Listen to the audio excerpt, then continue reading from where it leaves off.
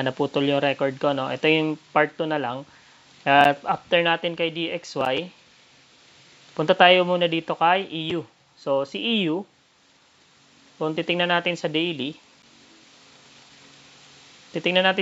no? Nabasag niya na tong first sell side liquidities dito. Pero hindi siya nag-close below this area. So, I'm expecting na aangat siya for pullback ng konti. Then, after pullback, tuluyan pa siyang bababa until kunin to. So, until dito sa sell side liquidities na to. So, I'm expecting na still drop pa rin kay EU, pero hindi nag-close tong candle na to. Pwede nyo to sakyan sa lower time frame. Kung titingnan tayo sa 4 hours, yan, still bearish pa rin. So, ito, pwede nyo to maging POI kay Euro. Pwede nyo maging POI. Then, pagka-akyat ng price dyan, yan, maglaro ang price dyan, then, posibleng bumaba pa yan. So, since bearish pa rin tayo sa 4 hours, pwede pa yung bumaba. And then, yun nga, since yung TA natin kay DXY is aangat pa, I'm still looking for short entry dito sa area na to. Ito ang POI ko kay Euro. So, I mark das a POI or FVG na lang para mas ma-clear. So, yan yung nakikita ko, pwede pa siyang umakyat, then tuloy-tuloy magbaba. So, 4 hours yun, then kung bababa tayo ng 1 hour, sa 1 hour naman, ayan. Although meron dito, magkakaroon na sana sir dito ng market shift structure to the downside kasi hindi nag-close tong candle na to dito.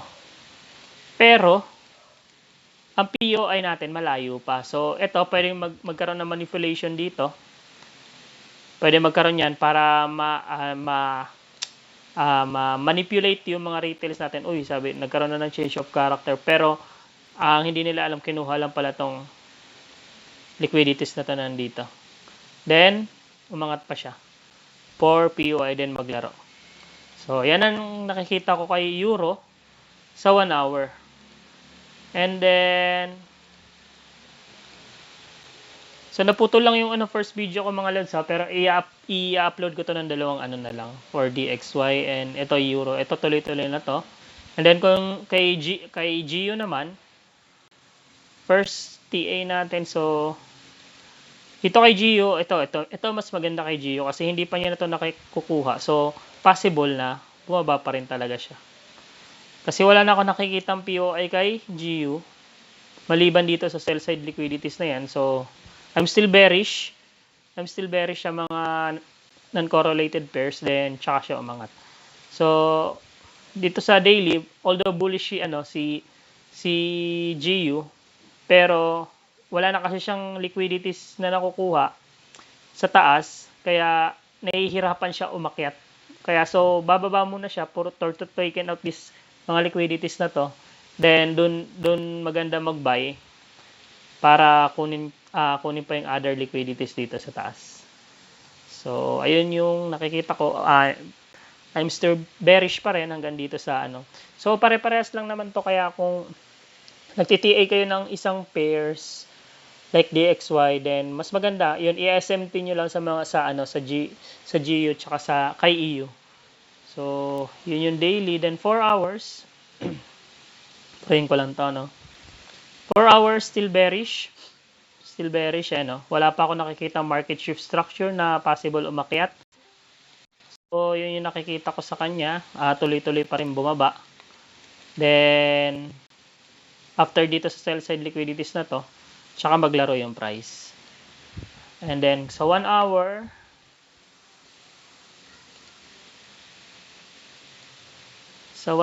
naman,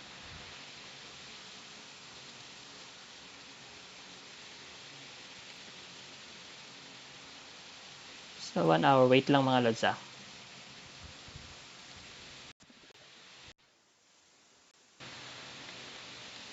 Ayan, hello? Narinig ako, So, sa 1 hour naman, nawala kasi. Sa 1 hour naman, still bearish. Bearish pa rin tayo. So, I'm expecting na kukunin niya tong liquidities pa rin na to. Tuloy-tuloy pa rin yan, then tsaka umakyat. So, yan yung kay GU. EU, GU. Then, kay gold. So, kay gold tayo. Yung daily natin kay gold. Daily natin kay gold, no? Ito. Sa daily, bearish tayo. Bearish tayo sa daily. Ayan. Bearish tayo, pero nagkaroon nung Friday, nagkaroon ng onting pag-akyat. Pero, I'm expecting na bababa pa rin to si gold. Until this liquidities. Kasi may naiwan ditong daily FVG. So, SMT kay DXY na si DXY aakyat pa. And then, dito siguro, I'm expecting dito mag-react siya. Itong POI na to. Pero kung ipaplat natin yung Fibonacci retracement natin, let's see kung nasa 50% na siya. Ayan, nasa 50% naman na yung retracement niya. So, I'm expecting this area, maging POI to. And then, maglaro yung price dyan. Maglaro yung price dito, then tsaka pa bumaba. So, until dito sa FVG na to, daily FVG. Ayan. Burahin ko lang to. Then, baba tayo sa 4 hours. 4 hours. Sa 4 hours, still bearish, no? Kasi, ito yung last lows niya. Pero, hindi pa to nababasag. But, I see some rejection dito. Tingnan natin sa 1 hour. Anyway, sa 1 hour, wala pang market shift structure na possible bumaba. So, posible umakyat to dito. Then, dito maglaro yung price. Tsaka siya bumaba dito sa sell side liquidities natin. Ayan. So, kung may mga tanong, mga lods, type lang kayo para mamaya isa-isahin natin yan. And then, kay USD GPY. Burahin ko lang itong previous TA ko. USD GPY, no? Sa daily. I think dito kay USD GPY, kukunin niya pa tong buy side liquidities na to. Itong BSL. Mark natin as BSL kasi momentum pa siya, no? Paakyat pa. Ayan, no? Although, ayan. Yan, bullish pa rin yung no? Yung UJ na to, no? So, yan. So, ilang months, last pa to, January pa to nagkakaroon ng bullish Ganda ng niya, ng pagkakyat niya. So, I'm expecting this, ito yung higher time frame liquidities, kunin niya na yan. Pero kung bababa tayo ng 4 hours, ayan, sa 4 hours, wala pa tayong, ayan, nagkaroon dito ng market shift structure. Nagkaroon ng market shift structure pero nabasag niya to. So, kinuha niya yung liquidities dito. Na-stop out ako dito mga lods. May position kasi ako dito. Itong FVG na yan. Diyan nag-entry ako.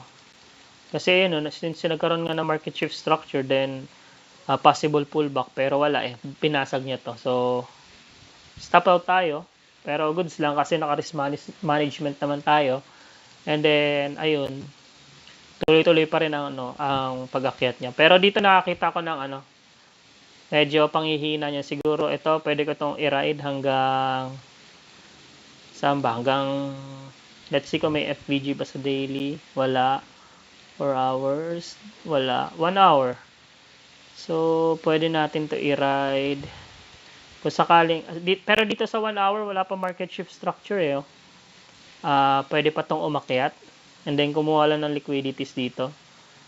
Ito, meron ditong FVG na pwede natin maging POI kung sakaling aakyat pa talaga si gold. Pero kung hindi ito magbigay ng maayos na market shift structure, pwede ako magbabay ako dito sa POI na to. Dito sa area na to.